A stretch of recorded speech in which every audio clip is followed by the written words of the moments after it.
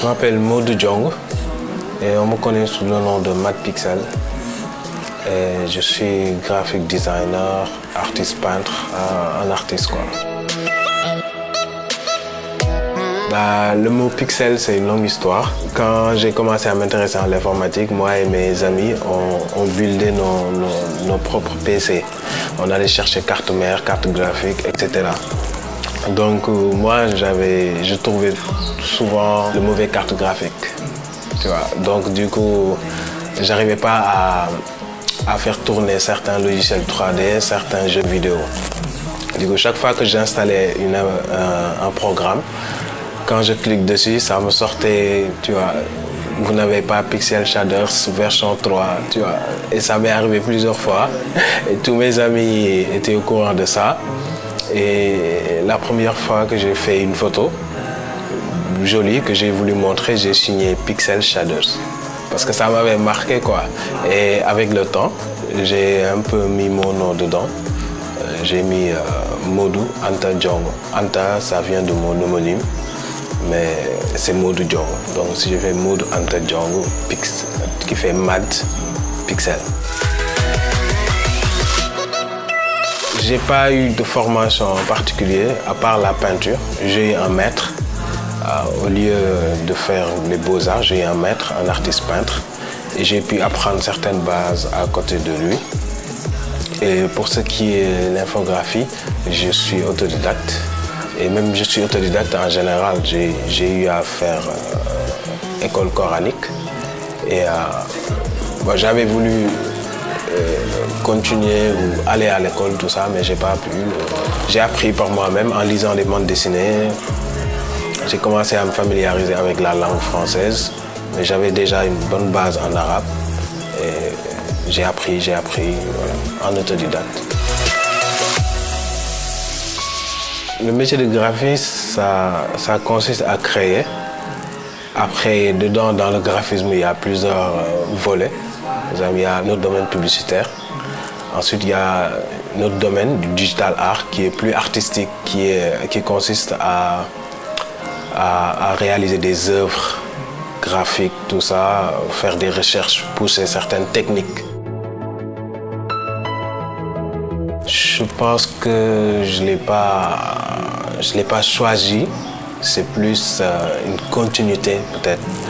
Parce que je suis né avec le don de dessiner, donc j'ai pas arrêté de dessiner depuis que je suis né, je dessine. Et après avoir utilisé des outils traditionnels comme des tableaux, tu vois, du calligraphie, etc. J'ai continué cette expérience-là dans le monde de l'informatique. Il faut être imaginatif, il faut être curieux, faire des recherches tout le temps. Il y a aussi une bonne base, c'est le dessin. Mais il y a des graphistes qui sont excellents et qui ne dessinent pas forcément. Mais c'est quelque chose d'essentiel. Une bonne connaissance en matière d'art en général, couleur, tu vois, typographie, culture générale, quoi. C'est un métier passionnant.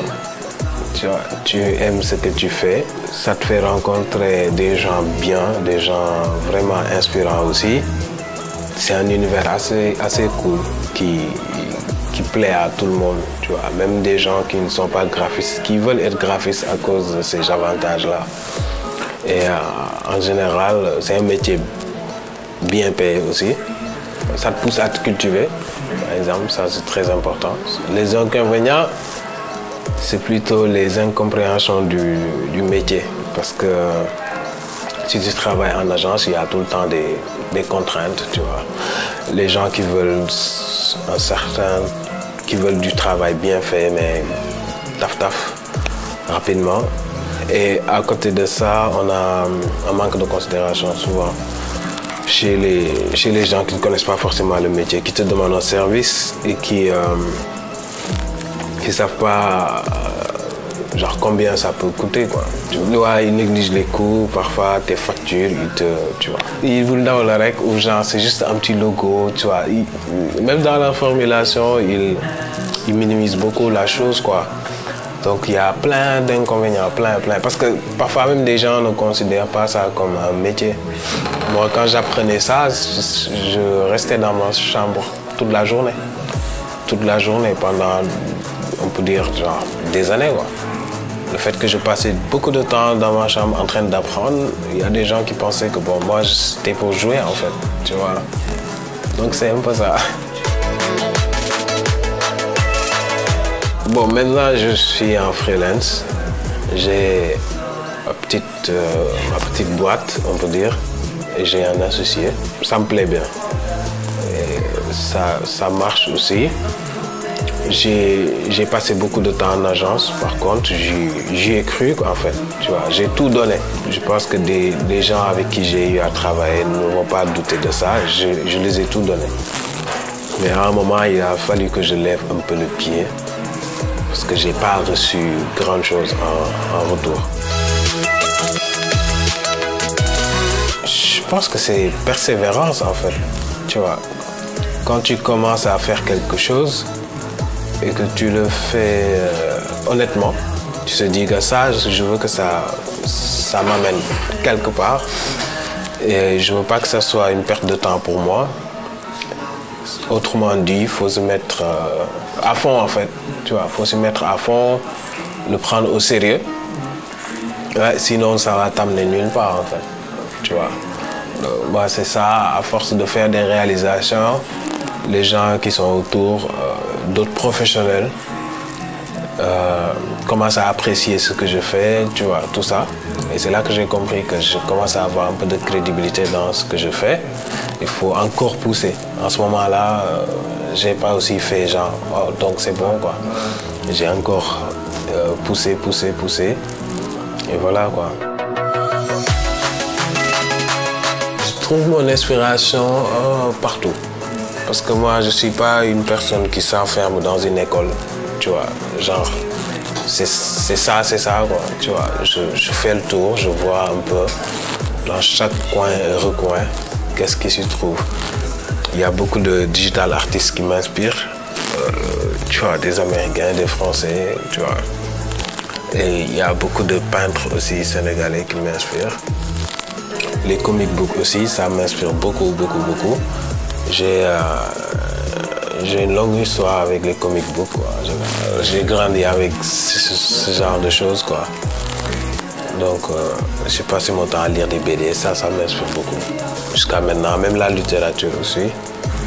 J'aime bien certains livres philosophiques, des livres de Sophie, des livres... Ouais, des livres de science, tu vois, un peu...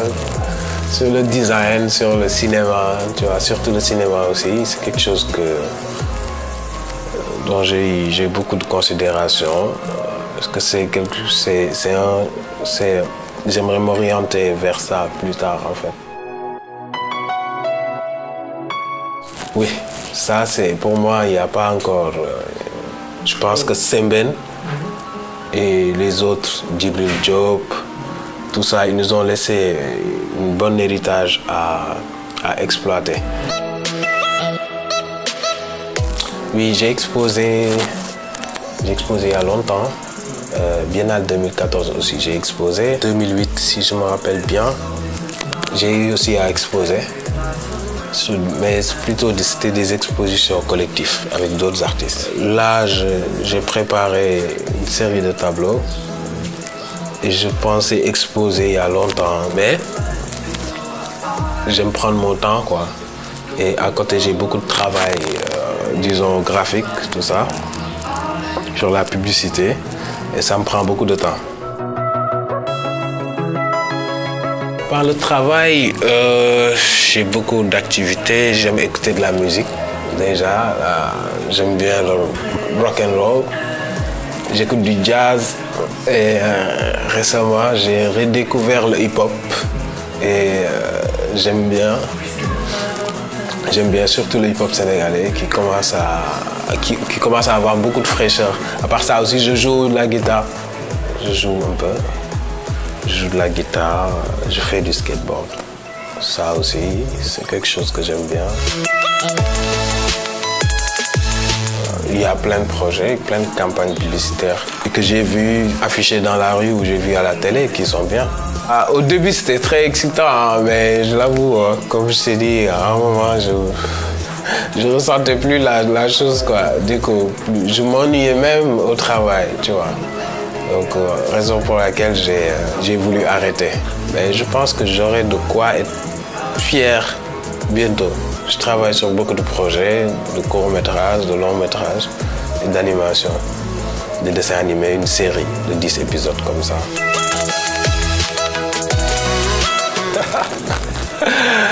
Alors là, tu viens de...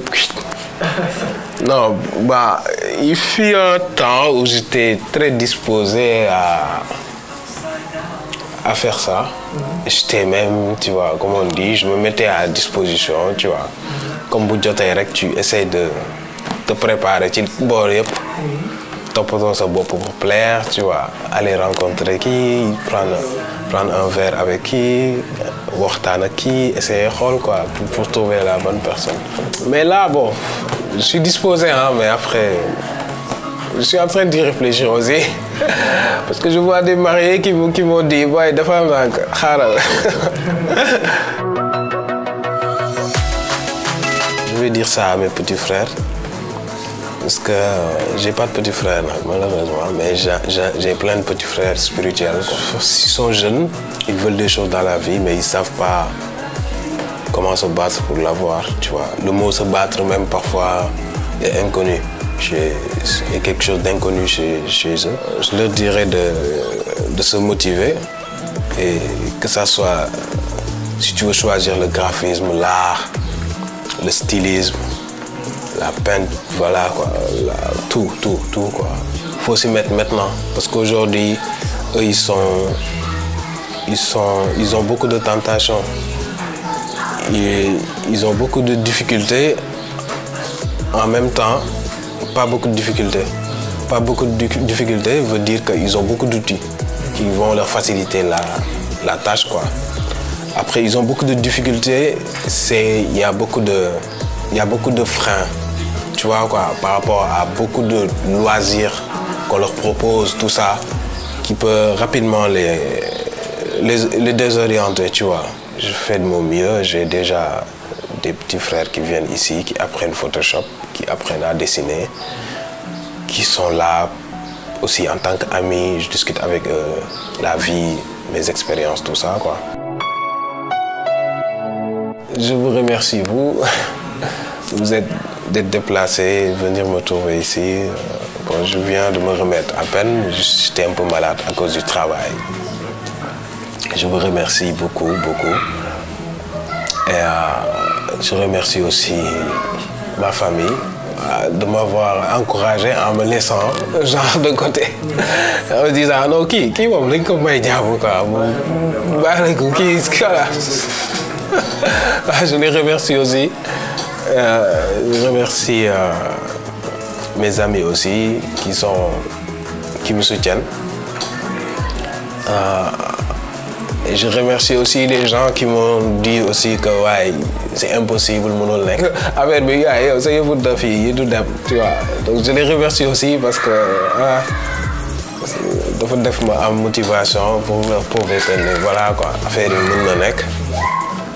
Donc je remercie aussi Dieu avant tout. Je remercie Dieu d'avoir mis ce don-là en moi. Qui me permet de voir des belles choses, de ressentir des belles choses, voilà. Alhamdulillah, quoi.